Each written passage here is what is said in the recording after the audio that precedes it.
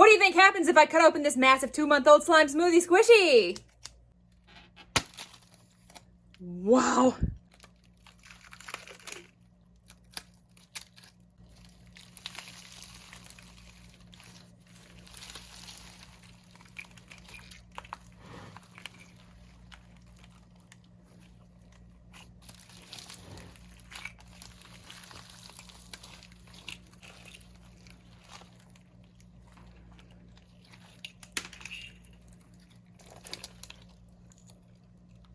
Is that what you expected?